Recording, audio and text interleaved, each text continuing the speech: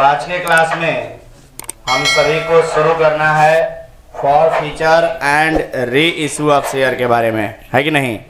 तो चलिए क्या होता है for feature and re issue of share, इसके बारे में जानते हैं। तो देखो इसमें दो शब्द है, एक है फॉर फीचर और दूसरा है री इशू ऑफ शेयर। तो दोनों के बारे में एक एक करके हम लोग जानेंगे, ठीक है। For feature and re issue of share. तो चलिए जानते हैं फॉर फीचर के बारे में, ठीक है। तो चलिए जानते हैं। इसमें हमने कहा कि for feature and re issue of share chapter में दो वर्ड छिपा हुआ है, एक है आपका फॉर फीचर और दूसरा है री इशू, ठीक है। दोनों के बारे में हम लोग को सीखना है। तो सबसे पहले फॉर फीचर का मतलब जान लेते हैं, फिर री इशू का मतलब जानेंगे। तो फॉर फीचर को अगर फॉर फीचर का लिटरल हिंदी मीनिंग कहें तो फॉर फीचर का मतलब होता है हरण करना। फॉर फीचर माने हरण। अब ये हरण क्या है सर, अजीब तरह का शब्द है, अपहरण वाला है क्या? नहीं। तो हरण का मतलब यहाँ पर ये है कि जैसे मैं कुछ भी आगे बोलने से पहले एक बार पीछे एक स्टेप जाना चाहूँगा और आप लोगों से पूछना चाहूँगा कि बताइए क्या आप लोगों ने इशू ऑफ शेयर अच्छे से पढ़ लिया है? इशू ऑफ शेयर पढ़ लिया है, जिसमें आप लोगों ने देखा था कि एक कंपनी शेयर इशू करती है और पैसे मांगती है सामने वाले पब्लिक से, शेयर होल्डर से। तो जब इंस्टॉलमेंट में पैसे मांगे जाते हैं, इंस्टॉलमेंट में, तो एप्लीकेशन मनी होता है, अलॉटमेंट मनी होता है, फर्स्ट कॉल मनी होता है कि नहीं, और फिर second and final call money, ऐसे करके हम लोगों ने देखा था। और भी बहुत सारी चीज़ें उसमें हम लोगों ने देखा था। बट सबसे पहले हम ये पूछना चाहेंगे कि क्या उसमें आप लोगों ने कॉल्स इन एरियर नाम का कंसेप्ट पढ़ा था क्या? कॉल्स इन एरियर, कि कॉल्स इन एरियर क्या होता है अगर कोई पूछे तो कैसे बताइएगा? कॉल्स इन एरियर, पैसा मांगा गया बट मिला नहीं, इसी को ना बोलते हैं कॉल्स इन एरियर। पैसा मांगा गया लेकिन मिला नहीं। तो सर एक बात बताइए, कोई ऐसा शेयर होल्डर है जो एप्लीकेशन मनी दे दिया है, एप्लीकेशन मनी दे दिया है, अलॉटमेंट मनी दे दिया है, फर्स्ट कॉल मनी मांगा गया तो भी दे दिया, लेकिन second and final call money जब मांगा गया तो नहीं दिया, कॉल्स इन एरियर हो गया। उसको फिर बोले कि भाई पैसा दे दो, फिर भी नहीं दे रहा है। लेटर भेजे कि भाई पैसा तुम्हारा बाकी है, दे दो, फिर भी नहीं दे रहा है। फाइनल वार्निंग दिए कि देखो अब नहीं दोगे पैसे ना तो तुम्हारा शेयरवा क्या कर लेंगे? जब्त कर लेंगे। शेयर क्या कर लेंगे? जब्त कर लेंगे। तो जो जब्त करने की हम बात कर रहे हैं ना, क्यों कर रहे हैं? क्योंकि वो पैसा नहीं दे रहा है, अपना फाइनल पेमेंट नहीं कर रहा है क्लियर, या जितना भी शेयर परचेज किया है उस शेयर परचेज के हिसाब से जितना रुपया उसको देना चाहिए था वो रुपया नहीं दे रहा है। तो हम लोगों ने उसको कहा कि भाई तुम्हारा शेयर जब्त कर लेंगे। क्या करेंगे? शेयर लिए हो, खरीदे हो तो तुमको सारा पैसा भी देना चाहिए, नहीं तो तुम्हारा शेयर जब्त कर लेंगे। तो यही बात कहता है कि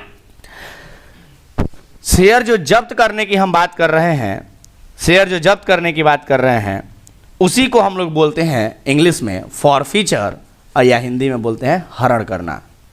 आया लॉजिक समझ में? कि जब कोई शेयर होल्डर, एकदम आसान भाषा का प्रयोग कर रहे हैं ताकि सबको आसानी समझ में आए, कि जब कोई शेयर होल्डर पैसे शेयर खरीदता है और उस शेयर पे जितना रुपया भी उसको देना चाहिए था वो टोटल फाइनल पेमेंट अपना नहीं करता है, तो ऐसी स्थिति में कंपनी क्या करती है? उसका शेयर जब्त कर लेती है। कंपनी क्या करती है? उसका शेयर जब्त कर लेती है, और उसी को क्या कहा जाता है? फॉर फीचर कहा जाता है, या अंशों का हरण कहा जाता है, फॉर फीचर ऑफ शेयर। आया बात समझ में? दूसरा है री इशू। अब ये री इशू क्या होता है सर? तो री इशू का अर्थ ये है कि जो शेयर जब्त कर लिए, वो तो शेयर रखा हुआ है कंपनी में शेयर रखा हुआ है। अब जब्त कर लिए हैं तो शेयर वो जो पहले इशू किए थे उसको जब्त करके रखे हैं, क्योंकि सामने वाला पैसा फाइनल नहीं कर रहा था। अब उसी शेयर को क्या करना है? जो जब्त करके रखा गया है उसी शेयर को क्या करना है? री इशू करना है। लॉजिक समझ में आ रहा है क्या? जो शेयर जब्त करके रखे हैं उसी शेयर को री इशू करना है, और उसी को कहा जाता है री इशू ऑफ शेयर्स। तो यही हमारा टॉपिक है, यही हमारा चैप्टर है, for feature and re issue of share, for feature and re issue of share, यही पढ़ना है इस चैप्टर में, फॉरफीचर एंड री इशू में।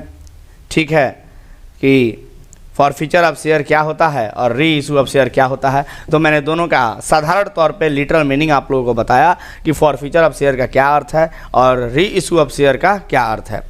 क्लियर है बात।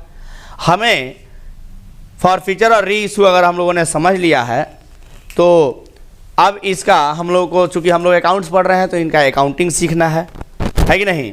तो चलिए अकाउंटिंग सीखने से पहले मैं चाहूँगा कि आप लोग थोड़ा सा फॉरफीचर ऑफ शेयर क्या होता है इसका डेफिनेशन 1 मिनट के लिए लिख लें और फिर हम शुरू करते हैं अकाउंटिंग। तो पहले आइए हम लोग चर्चा कर लेते हैं डेफिनेशन की। तो क्या होता है, सबसे पहला वर्ड हम लोगों ने कहा कि फॉरफीचर ऑफ शेयर क्या होता है। आइए इसके बारे में जान लेते हैं। फॉरफीचर ऑफ शेयर, तो लिखेंगे फॉरफीचर ऑफ शेयर के बारे में। फॉरफीचर ऑफ शेयर के बारे में लिखेंगे क्या होता है फॉरफीचर ऑफ शेयर। तो लिखिए फॉरफीचर ऑफ शेयर का मतलब होता है, फॉरफीचर ऑफ शेयर का मतलब होता है, देखिए forfeiture of share means, forfeiture of share means लिखेंगे forfeiture of share means compulsory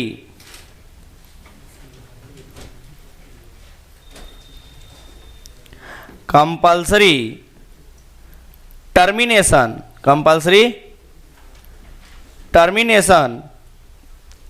of membership। मतलब ये हुआ कि जिस भी व्यक्ति ने शेयर खरीदा था, अगर उसका शेयर हम जब्त कर लेते हैं, शेयर उसका जब्त कर लेते हैं या हरण कर लेते हैं, तो उसका मेंबरशिप छीना जाएगा ना कंपनी के शेयर से, है कि नहीं। तो कंपल्सरी टर्मिनेशन, टर्मिनेशन माने खत्म करना, कंपल्सरी टर्मिनेशन ऑफ मेंबरशिप को ही क्या कहा जाता है, फॉरफीचर ऑफ शेयर कहा जाता है। क्लियर है बात, बोलो ना। जब हम लोग फॉरफिट कर लेते हैं, जब हम लोग फॉरफिट कर लेते हैं शेयर को, तो फिर उस शेयर होल्डर का नाम कंपनी के मेंबरशिप रजिस्टर से हटा दिया जाता है। समझिएगा बात को। जब एक कंपनी के द्वारा किसी भी शेयर होल्डर का शेयर फॉरफिट कर लिया जाता है, तो फिर उस मेंबर का नाम कंपनी के मेंबरशिप रजिस्टर से रिमूव कर दिया जाता है, हटा दिया जाता है। क्लियर है बात। साथ ही साथ शेयर तो ले ही लिया जाता है और फिर जितना पैसा उसने दिया है, जैसे एग्जांपल अभी थोड़ी देर पहले बताए थे कि एक ऐसा शेयर होल्डर था जो एप्लीकेशन मनी दे दिया, अलॉटमेंट मनी भी दे दिया, फर्स्ट कॉल मनी भी दे दिया, लेकिन second and final call money नहीं दिया। तो फर्स्ट कॉल मनी तक तो दे दिया है ना। मजे की बात यह है कि कंपनी उस शेयर होल्डर का शेयर भी जब्त कर लेगा, अब पैसों नहीं देगा जितना वो दिया है, पैसा भी रख लेगा। जी हाँ, और उसी पैसे को रखने को क्या कहा जाता है, फॉरफिट कहा जाता है, फॉरफीचर कहा जाता है। फॉरफीचर ऑफ शेयर, जो पैसा रख लिया जाता है ना कि शेयर वह तो जब्त कर ही लेंगे, आप पैसों नहीं देंगे। आ रहा बात समझ में, शेयर भी जब्त कर लेंगे, आप पैसा भी नहीं देंगे, इसको कहा जाता है फॉरफीचर ऑफ शेयर। क्लियर है बात। तो पहला हमने कहा कि जब कोई कंपनी फॉरफिट करती है शेयर को, तो सामने वाले शेयर होल्डर का शेयर जब्त कर लेती है और मेंबरशिप रजिस्टर में से उसका नाम रिमूव कर दिया जाता है। साथ ही साथ जो भी उसने पैसे दिए थे वो पैसे भी जब्त कर लिए जाते हैं, उसको पैसे भी लौटाए नहीं जाते हैं। और जो कुछ भी उसके राइट्स वगैरह हैं, चूँकि शेयर जब्त कर लिया गया, मेंबरशिप रजिस्टर से नाम हटा दिया गया, तो उसके फिर अधिकार कहाँ बनते हैं उसके बाद, है कि नहीं। सारे अधिकार भी उसके छीन लिए जाते हैं, ख़त्म कर दिए जाते हैं। आया बात समझ में, बोलो, अरे बोलो ना भाई।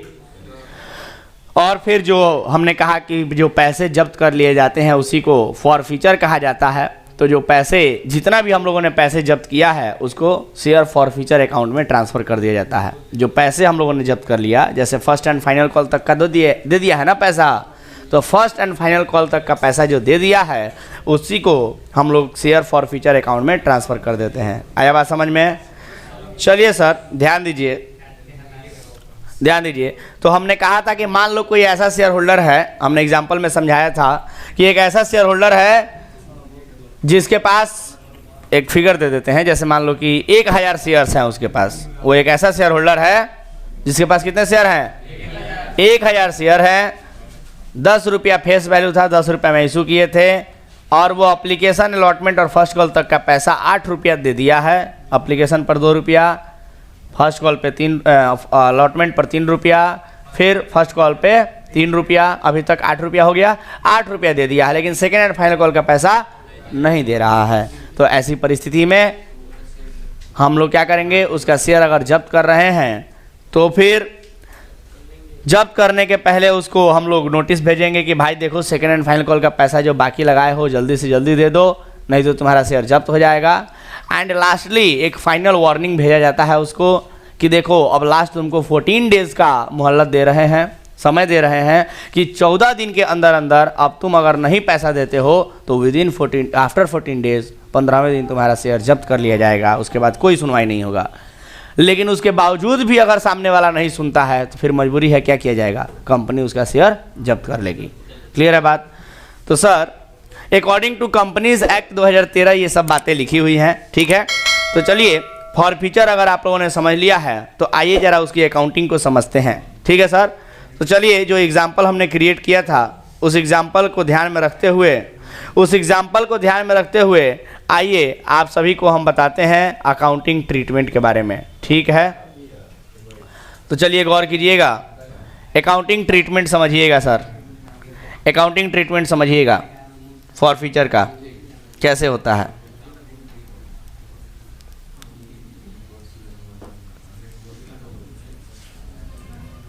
अकाउंटिंग ट्रीटमेंट समझिएगा सर कैसे होता है, ध्यान दीजिए। तो सबसे पहले हमने जो एग्जाम्पल क्रिएट किया था उस एग्जाम्पल को पहले सॉल्व कर लेते हैं कि एक कंपनी है। अरे एग्जाम्पल सुनो, हमने एग्जाम्पल क्या क्रिएट किया था कि एक कंपनी है, कंपनी क्या नाम है उस कंपनी का? कंपनी का नाम नहीं बताओगे? कॉमर्स 2.0 लिमिटेड, पूरा बोला करो, कॉमर्स 2.0 लिमिटेड। कॉमर्स 2.0 एक पब्लिक कंपनी है जिसने इशूड शेयर इशू किया था, issued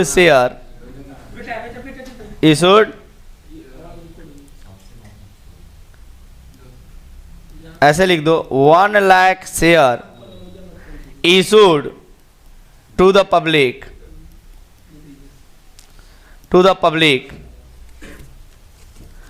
which was fully subscribed, जो पूरी तरह से क्या हो गया? सब्सक्राइब्ड हो गया, ठीक है। फेस वैल्यू ऐसे लिख देते हैं, फेस वैल्यू कितना है? 10 रुपया, और इशू प्राइस भी कितना है? 10 रुपया ही। सिंपल केस रखते हैं, है कि नहीं। पेएबल एज, पेमेंट इसका कैसे करना है? पेएबल एज एप्लीकेशन पर कितना रुपया? एप्लीकेशन पर 2 रुपया, अलॉटमेंट पर 3 रुपया, फर्स्ट एंड फाइनल कॉल पे 2 रुपया, एंड नहीं फर्स्ट एंड फाइनल कॉल नहीं ना, फर्स्ट कॉल पे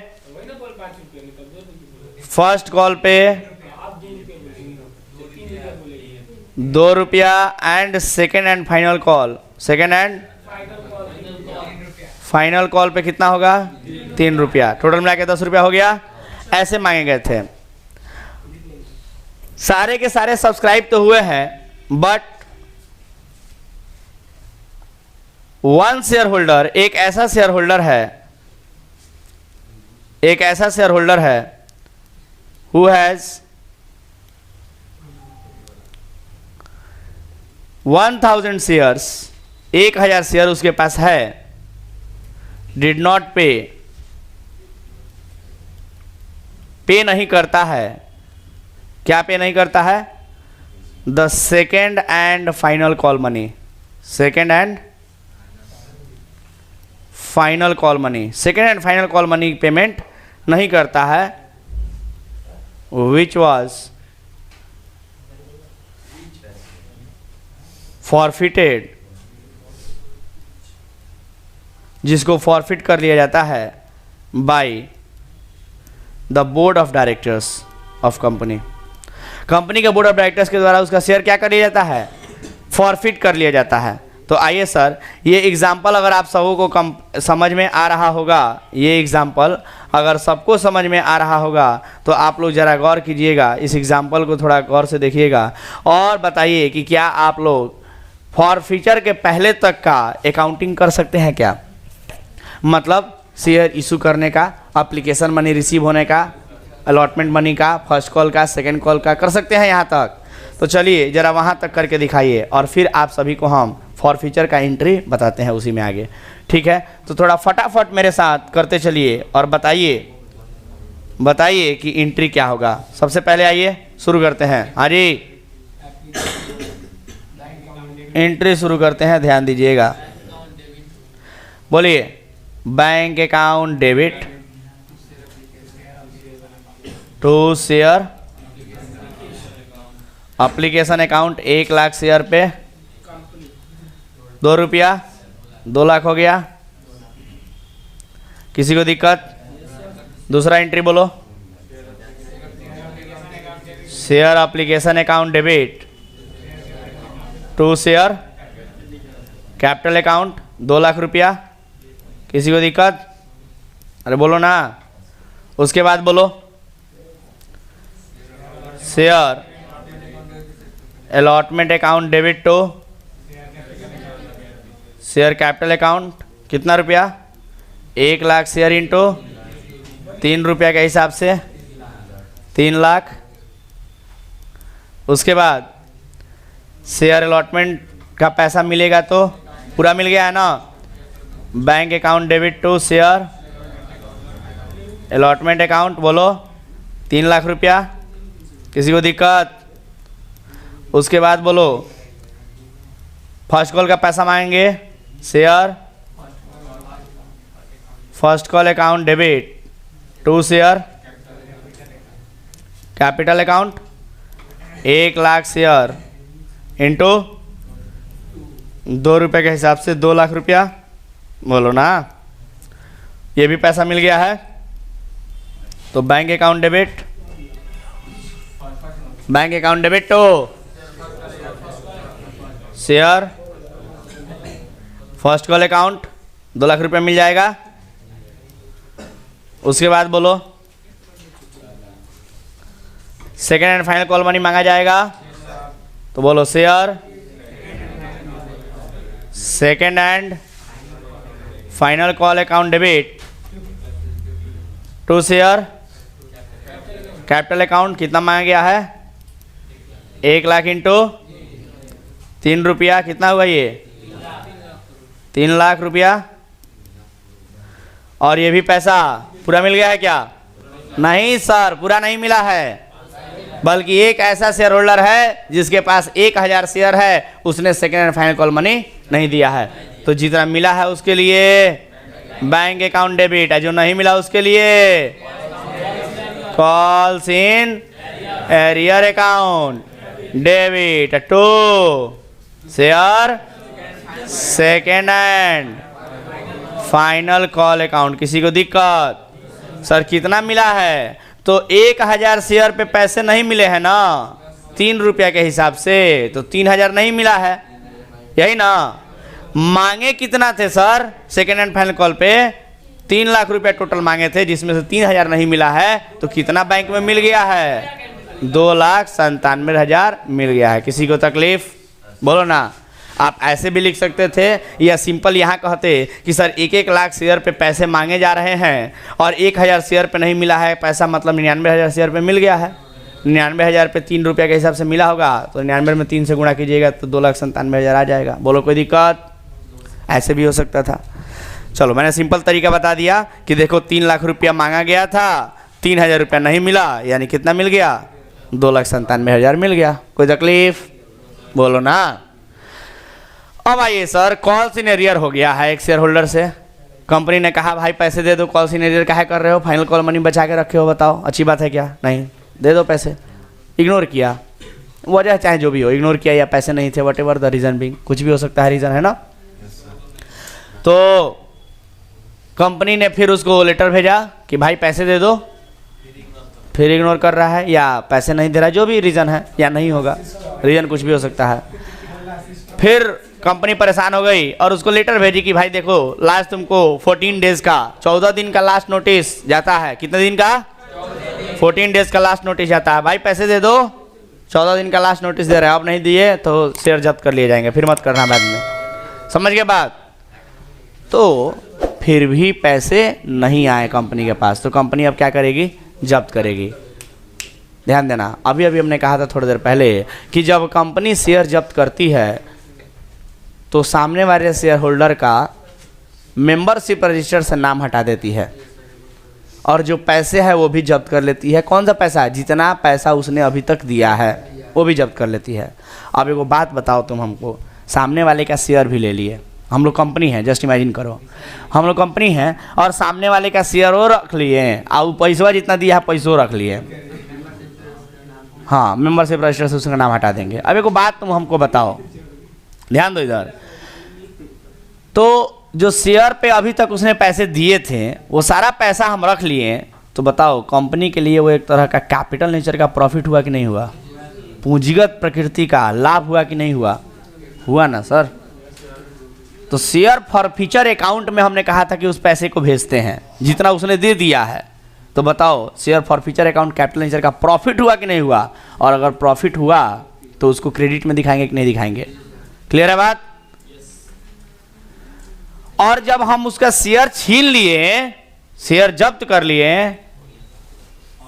तो उतने रुपया 1000 शेयर पे अभी तक जितना पैसा उसे मांगा गया था, एप्लीकेशन का 2 रुपया मांगा गया था, अलॉटमेंट का 3 रुपया मांगा गया था, फर्स्ट कॉल का 2 रुपया मांगा गया था, कितना हो गया? 7 रुपया, और सेकेंड एंड फाइनल कॉल भी तो मांग लिया गया था, बोलो ना।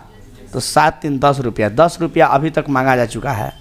और पूरा का पूरा 10 रुपया, जरा ऊपर से गौर करो, जरा ऊपर से हम कुछ दिखाना चाहते हैं। यहाँ पर देखो, यहाँ देखो, एप्लीकेशन पे, इधर ध्यान दो, एप्लीकेशन पे जब पैसे शेयर कैपिटल में ट्रांसफर किए गए थे, तो ध्यान देना 1 लाख शेयर पे ट्रांसफर किया गया था ना, 1 लाख शेयर पे, देखो तो 1 लाख शेयर पे 2 रुपया एप्लीकेशन में आया था ना।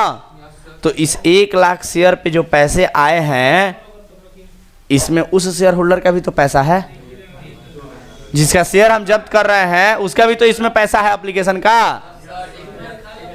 ये जो शेयर कैपिटल में हम लोगों ने ट्रांसफर किया है 2 लाख रुपया, इस 2 लाख रुपया में उसका भी तो 1000 शेयर पे 2 रुपया होगा ना एप्लीकेशन पे। साथ ही साथ अलॉटमेंट पर जो शेयर कैपिटल में ट्रांसफर किए हैं, इसमें उस शेयर होल्डर का भी तो पैसा होगा। 1000 शेयर पे 3 रुपया के हिसाब से अलॉटमेंट मनी, 3000 रुपये इसमें भी तो होगा। तो 2000 रुपया एप्लीकेशन में उसका है, 3000 रुपया अलॉटमेंट पर शेयर कैपिटल में उसका ट्रांसफर किया गया है, 5000 रुपया ट्रांसफर किया गया अभी तक। फर्स्ट कॉल पे आते हैं, फर्स्ट कॉल पे, तो फर्स्ट कॉल में भी शेयर कैपिटल में जो ट्रांसफर किया गया है पूरा 1 लाख शेयर पे ट्रांसफर किया गया है, तो इसी 1 लाख शेयर में उसका भी पैसा होगा। 1000 शेयर पे 2 रुपये के हिसाब से फर्स्ट कॉल का 2000 रुपया यहाँ भी है, तो 5 2 7000 हो गया ना। और फिर सेकेंड एंड फाइनल कॉल का भी तो पैसा मांगा गया है ना, देखो तो यहाँ पर शेयर कैपिटल में ट्रांसफर किया गया है, दिख रहा है क्या? तो शेयर कैपिटल में जो 1 लाख शेयर पे 3 रुपया ट्रांसफर किया गया है, इसमें उस शेयर होल्डर का भी तो 1000 शेयर पे 3 रुपया है शामिल, है कि नहीं है? लॉजिक समझ में आया क्या? तो 7 3 10 रुपया हो गया ना, यानी कि 7000 3000 10000 हो गया ना।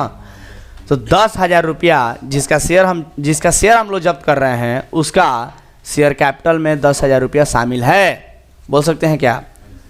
और कैपिटल का बैलेंस क्रेडिट होता है, मालूम है ना आप लोगों को? कैपिटल का बैलेंस क्रेडिट होता है, लेकिन जब शेयरवा उसका जब्त कर लेंगे तो क्या वो अब क्रेडिट रह जाएगा? उसका शेयर खत्म, शेयर कैपिटल खत्म। लॉजिक समझ में आ रहा है? तो 10,000 रुपया से अभी तक शेयर कैपिटल में हम उसके नाम पे पैसा ट्रांसफर कर चुके हैं, कंपनी का लायबिलिटी बढ़ा चुके हैं शेयर कैपिटल के नाम से 10,000 रुपया से उस व्यक्ति के नाम पे। लेकिन अब चूंकि जब हम लोग शेयर जब्त कर रहे हैं, तो उसका शेयर कैपिटल में जो 10,000 रुपया अभी तक क्रेडिट में ट्रांसफ़र हुआ पड़ा है, जब वो ख़त्म होगा तो कहाँ चला जाएगा? बोलो ना जी, कैपिटल ख़त्म ना। कैपिटल जब जब बढ़ता है तो क्रेडिट में दिखाते हैं, जब ख़त्म होगा मैंने माइनस होगा तो डेबिट में दिखाएंगे। मतलब 1,000 शेयर पे अभी तक 10 रुपया, 1,000 शेयर पे अभी तक 10 रुपया शेयर कैपिटल में उस व्यक्ति के नाम से क्रेडिट हुआ पड़ा है, उसको ख़त्म करेंगे तो कहाँ चला जाएगा? वो डेबिट में। तो शेयर कैपिटल अकाउंट डेबिट हो जाएगा 1,000 शेयर इंटू 10 रुपये के हिसाब से। मतलब जितना पैसे अभी तक मांगा जा चुका है शेयर कैपिटल में, उतना रुपया से दिखाएंगे डेबिट। ध्यान से सुनना, फॉर फ्यूचर का एंट्री समझाने का प्रयास कर रहे हैं। अभी तक जितना रुपया मांगा जा चुका है, क्या शब्द मैंने बोला? अभी तक जितना रुपया मांगा जा चुका है उतना रुपया शेयर कैपिटल अकाउंट डेबिट के नाम से दिखाया जाएगा। क्लियर है बात? बोलो ना। अब ध्यान से सुनना, जितना रुपया अभी तक मांगा जा चुका है, फॉर फ्यूचर का एंट्री करने जा रहे हैं यहां पर, ध्यान रखना। किसका एंट्री? फॉर फ्यूचर का एंट्री करने जा रहे हैं, फॉर फ्यूचर का एंट्री। चलो बताओ, तो फॉर फ्यूचर का एंट्री में हमने क्या कहा आप लोगों को कि जितना रुपया अभी तक मांगा जा चुका है उतना रुपया से शेयर कैपिटल अकाउंट को डेबिट किया जाएगा। तो जिसका शेयर जब्त कर रहे हैं उसका 1,000 शेयर था ना, और अभी तक कितना रुपया मांगा जा चुका है? टोटल 10 रुपया टोटल मांगा जा चुका है। तो जितना रुपया मांगा जा चुका है उतने रुपये से शेयर कैपिटल अकाउंट डेबिट कर देंगे 10,000 रुपया। क्लियर है बात? और फिर इसमें से क्या करेंगे sir?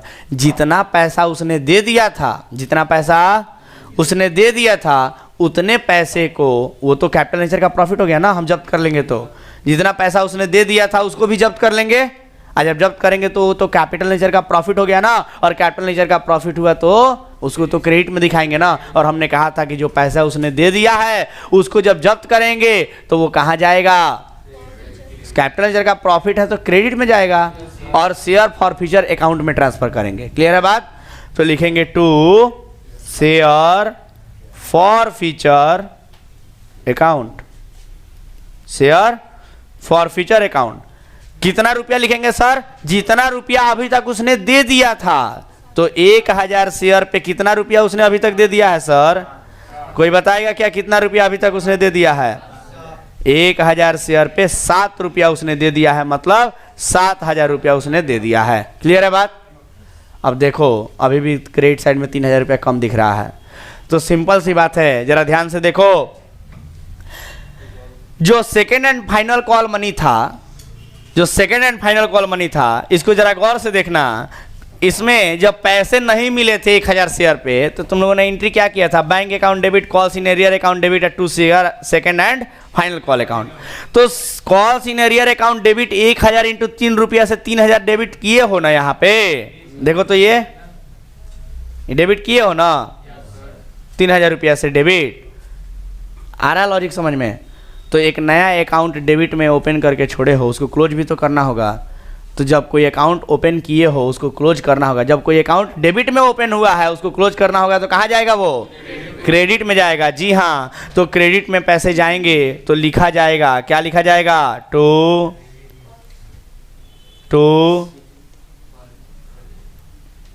Calls in arrear account, calls in arrear account. 1,000 share पे 3 रुपया, और वो जो अकाउंट ओपन किए थे वो भी, क्योंकि आगे पैसे देने की उम्मीद नहीं ना है, शेयर जब्त कर लिया, अब क्या पैसा देगा वो? आगे अगर वो पैसे देता तो इस कॉल्स इन एरियर को राइट ऑफ किया जाता कि भाई डेबिट में किए हो, चलो पैसा मिल गया तो क्रेडिट कर दो bank account debit to calls in arrear account. लेकिन अब आगे पैसा मिलने का उम्मीद है क्या? हम तो शेयर ही जब्त कर लिया, अब क्या पैसे देगा वो? इसलिए इस अकाउंट को क्लोज किया जाएगा जो ओपन करके रखे हैं। तो जो ओपन डेबिट में हुआ है calls in arrear account debit, उसको क्लोज करने के लिए क्या करना होगा? क्रेडिट में लिखना होगा कॉल्स इन एरियर अकाउंट। या एक और भी तरीका होता है, एक और भी तरीका होता है कि इस कॉल्स इन एरियर अकाउंट को क्रेडिट करने के बजाय कभी कभी किताबों में कैसे लिख देता है, कभी कभी कैसे लिख देता है, तो इसके जगह पर देखो और करके लिख देते हैं, और करके लिख देते हैं कि इसके जगह पर आप लोग क्या लिखते हो, क्या लिख सकते हो? टू रिस्पेक्टिव कॉल अकाउंट लिख सकते हो। रिस्पेक्टिव कॉल माने जिस भी कॉल पे पैसे नहीं मिले हैं, रिस्पेक्टिव कॉल्स अकाउंट। जिस भी कॉल पे पैसे नहीं मिले हैं। जैसे हमारे इस एग्जांपल में कौन से कॉल पे पैसा नहीं मिला है? सेकेंड एंड फाइनल कॉल पे। तो यहाँ आप लिख सकते थे to second and final call account 1000 into 3 रुपया बराबर 3000 रुपया। That's it. लॉजिक समझ में आ रहा है? लॉजिक समझ में आ रहा है। लेकिन वो कब होगा? वो कब होगा जरा ये भी समझ लीजिएगा। लोग, बहुत सारे लोग हैं जो ऐसे एंट्री बता देते हैं रिस्पेक्टिव कॉल अकाउंट, लेकिन सिचुएशन नहीं बताते हैं कि ये कब लिखा जाएगा, कॉल सिनेरियो कब लिखा जाएगा। ध्यान से सुनिए, बहुत ही कॉमन सेंस की बात है, बहुत ही कॉमन सेंस की बात है। सर अगर हम लोग ऊपर के अकाउंटिंग में कॉल्स इन एरियर दिखाए हैं तो फिर तो सर फॉरफीचर के टाइम पे क्रेडिट में कॉल्स इन एरियर ही दिखाना होगा। बट कभी कभी अकाउंटिंग करते समय हम लोग इस एंट्री के बजाय एक अलग एंट्री भी पास कर सकते हैं। वो एंट्री क्या होगा सर? तो वो एंट्री होगा इस एंट्री के बजाय, देख रहे हो ये सेकेंड एंड फाइनल कॉल का पैसा कुछ मिला है कुछ नहीं मिला है, इसका एंट्री हम बताने जा रहे हैं। इस एंट्री के बजाय एक और एंट्री आप पास कर सकते हैं, bank account debit to share second and final call account. बस इतना ही, कॉल सिनेरियर लिखो ही नहीं, सीधे क्या लिखोगे? Bank account debit to share second and final call account. वैसी परिस्थिति में जब कॉल सिनेरियर नहीं लिखोगे तो बैंक अकाउंट डेबिट में कितना जाएगा? 99,000 शेयर इंटू 3 रुपया के बराबर 2,97,000, और 2 share second and final call में भी कितना जाएगा? 2,97,000। तो देखो 2,97,000 ना सेकेंड एंड फाइनल कॉल से क्रेडिट हुआ है, लेकिन share second and final call account debit कितने से हुआ है? ऊपर देखो, जब मांगा गया था तो 3 लाख रुपया से डेबिट हुआ है ना, और यहाँ जब क्रेडिट किए तो कितना से किए? 2,97,000 से। तो बताओ 3,000 से कम क्रेडिट हुआ है कि नहीं हुआ है? तो इसीलिए ऐसी परिस्थिति में जब फॉरफीचर का एंट्री पास करेंगे तो यहाँ पर रिस्पेक्टिव कॉल यानी कि to share second and final call account 3,000 रुपया लिख दिया जाएगा, ताकि टोटल क्रेडिट 3 लाख रुपया हो जाए। ठीक है बात। बट आप लोगों को मैंने कहा था, जब मैंने अकाउंटिंग सिखाई थी इशू ऑफ शेयर में, तो मैंने कहा था कि कॉल्स इन एरियर लिखा कीजिए, है कि नहीं? कॉल्स इन एरियर का यूज़ किया कीजिए। जब कॉन्सेप्ट होता है तो क्यों एंट्री में नहीं दिखाना है, दिखाइए, है कि नहीं? तो आप लोग को आदत पड़ा हुआ है कॉल्स इन एरियर लिखने का, अच्छी बात है, कोई दिक्कत नहीं। हाँ, तो जब कॉल्स इन एरियर आप लोग लिखते हैं तो फॉरफीचर के एंट्री में क्या करेंगे? कॉल्स इन एरियर आप लोग दिखाएंगे। क्लियर है बात? बोलो ना। हाँ, लेकिन क्या क्या हो सकता है सिचुएशन, क्या क्या अकाउंटिंग हो सकता है, वो सब मैंने बता दिया। ठीक है कि या तो आप कॉल सिनेरियो लिख सकते हैं या तो आप रिस्पेक्टिव कॉल लिख सकते हैं, मैंने सेकेंड एंड फाइनल कॉल जो नहीं मिला है उसको। हाँ, लेकिन कब लिखेंगे? जब पैसे नहीं मिले थे उस समय आप कॉल सिनेरियो ना दिखाए हो, तब यहां पर लिखेंगे। क्लियर है बात? लेकिन अगर आपने ऊपर अकाउंटिंग में कॉल सिनेरियो दिखाया है तो फिर यहाँ फॉरफीचर के टाइम पे भी आपको क्रेडिट में दिखाना होगा। Done sir? तो चलिए, यही होता है फॉरफीचर का सिंपल सा एंट्री। एक बार फिर से ध्यान दे दीजिए फॉरफीचर के एंट्री पर। फॉरफीचर के एंट्री में जब हम लोग फॉरफिट करते हैं शेयर को, तो शेयर कैपिटल उतने शेयर से ख़त्म हो जाता है, उतने पैसे से ख़त्म हो जाता है, माइनस हो जाता है, इसलिए शेयर कैपिटल अकाउंट को डेबिट करना पड़ता है। और शेयर कैपिटल अकाउंट डेबिट कितने रुपये से होता है? जितना पैसे अभी तक मांगे जा चुके हैं, जितने पैसे अभी तक मांगे जा चुके हैं वो शेयर कैपिटल अकाउंट डेबिट में लिखाएगा। पूरा 10 रुपया मांगा जा चुका है ना। उसके बाद 2 शेयर फॉरफीचर अकाउंट में कितना आएगा पैसे? जितना पैसा अभी तक मिल चुका है। क्लियर है बात? और 2 कॉल सिनेरियर अकाउंट। कोई दिक्कत किसी को?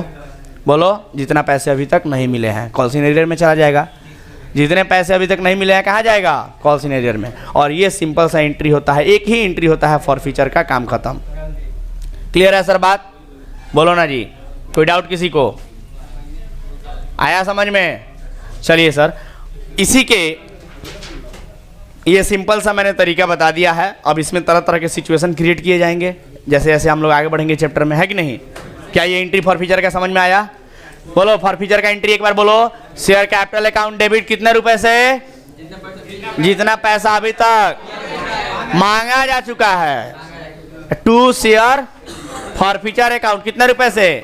जितना अभी तक सामने वाला दे चुका है। और 2 कॉल सिनेरियर कितने रुपए से? जितना पैसे नहीं मिले हैं। क्लियर है बात? याद रहेगा ये बात? That's it. चलिए सर, लॉजिकली मैंने समझाया कि कौन सा अकाउंट डेबिट हो रहा है, कौन सा अकाउंट क्रेडिट हो रहा है और क्यों हो रहा है। लॉजिक क्लियर है? आगे बढ़ते हैं और एग्जाम्पल के साथ एक देखते हैं, मतलब हम लोग क्वेश्चन देखते हैं। अपने अपने बुक का क्वेश्चन निकाल लीजिए। क्वेश्चन नंबर 1 निकाल लीजिए जल्दी से। Very short answer type numerical questions, जल्दी निकालिए। Very short answer type numerical question देखिए। Question number 1 page number 82। ये नया वाला बुक है क्या जी? नया वाला बुक है? बोलो। चलो, तो अगर ये नया वाला बुक है तो इस बुक का क्वेश्चन नंबर 1 देखिए, और क्वेश्चन नंबर 1 जो कि पेज नंबर 82 में लिखा हुआ है। आइए ध्यान दीजिए,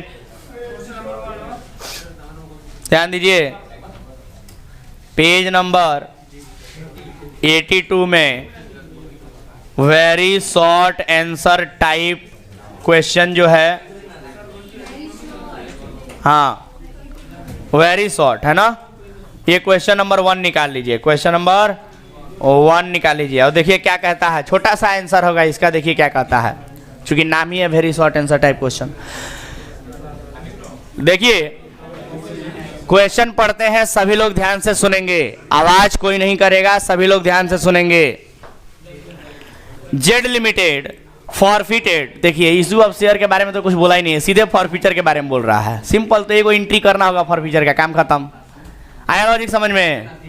एक एंट्री करो फॉरफीचर का, काम खत्म। चलो ध्यान दो, Z limited forfeited 1000 equity share. कितना इक्विटी शेयर फॉरफिट किया जा रहा है जेड लिमिटेड के द्वारा? 1000 से equity share of ₹10 each for the non payment of the first call of ₹2 पर शेयर। मतलब कि फर्स्ट कॉल पे ₹2 नहीं दिया था, इसलिए फर्स्ट कॉल का ₹2 मांगा गया था। फर्स्ट कॉल का, उसका मतलब एप्लीकेशन अलॉटमेंट तक का पैसा मिल चुका है ना। फर्स्ट कॉल का पैसा ₹2 मांगा गया था और वो नहीं दिया है, उसके लिए हम क्या कर ले रहे हैं? 1000 शेयर उसका जब्त कर ले रहे हैं। द फाइनल कॉल ऑफ ₹3 पर share was yet to be made, यानी फाइनल कॉल मनी अभी मांगना बाकी था, मांगे ही नहीं थे। तो शेयर कैपिटल अकाउंट में कितना रुपया जाता है? जितना रुपया मांगा जा चुका है। अब मांगा कितना जा चुका है? कितना रुपया मांगा जा चुका है? अरे भाई share second and final call अभी मांगा ही नहीं गया है ₹3, तो कितना मांगा जा चुका है?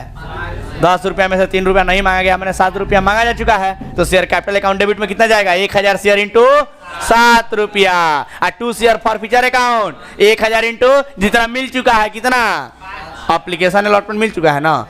₹2 फर्स्ट कॉल का नहीं दिया है, ₹3 फाइनल कॉल का मांगे ही नहीं है, तो 3 2 5 रुपये का तो हिसाब नहीं होगा। दिया कितना है? ₹5।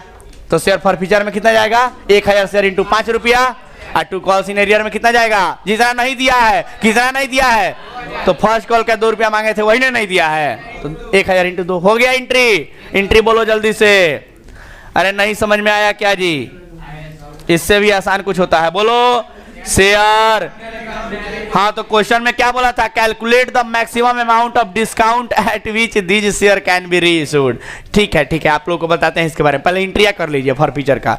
Share capital account debit to, अच्छा शेयर कैपिटल अकाउंट डेबिट में कितना लिखोगे? 1000 शेयर इंटू जितना रुपया मांगा जा चुका है। कितना मांगा जा चुका है? ₹7, यानी 7000। कोई दिक्कत किसी को? 2 share for future account, for future account कितना रुपया?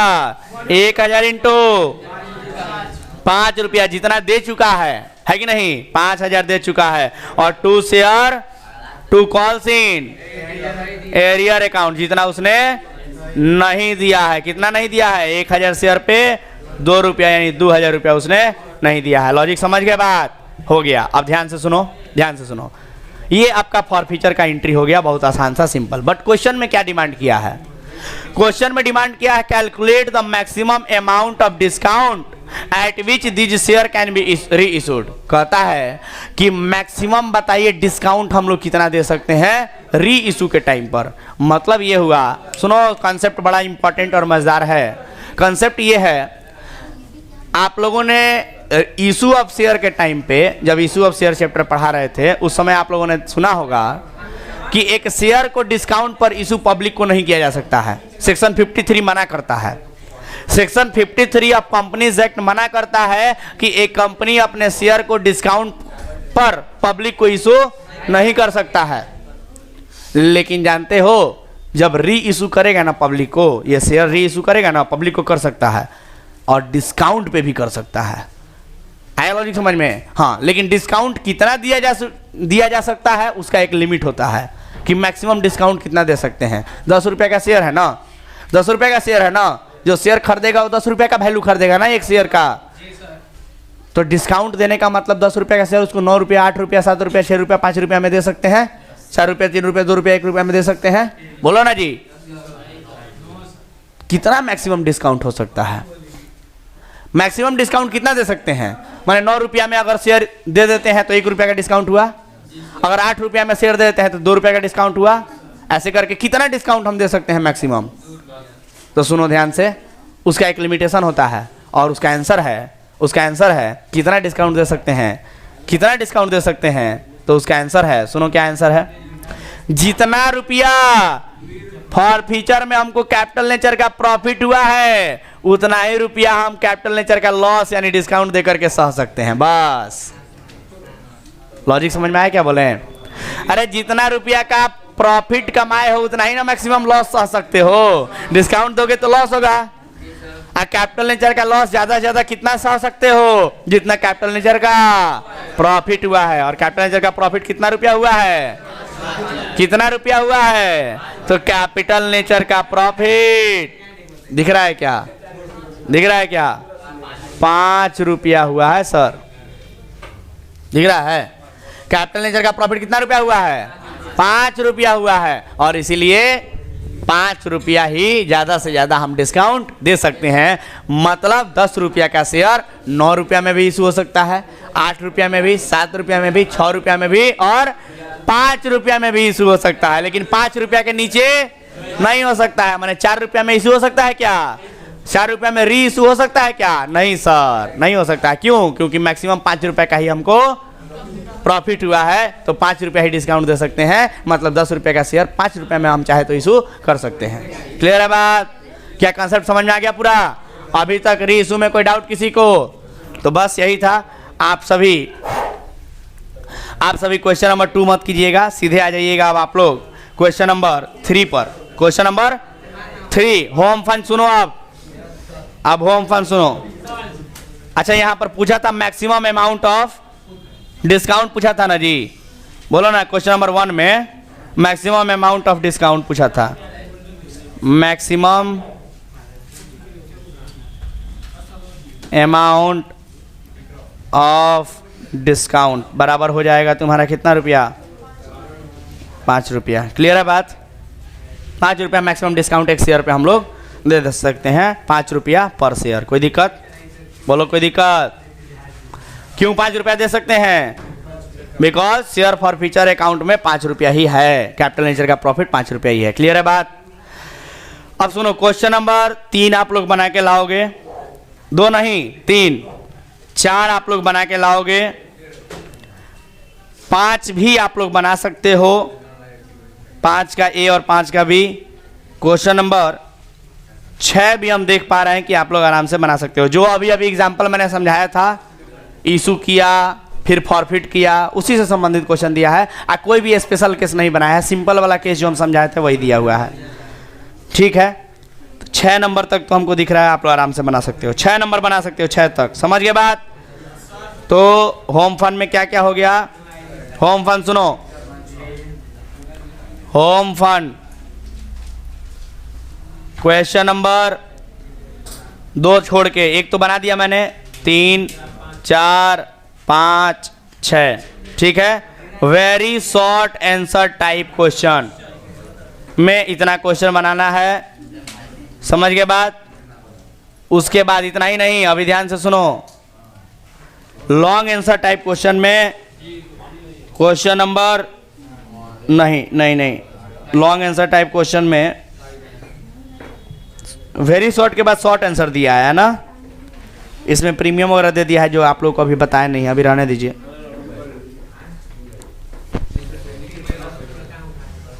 हाँ, लॉन्ग आंसर टाइप क्वेश्चन में आ जाइए।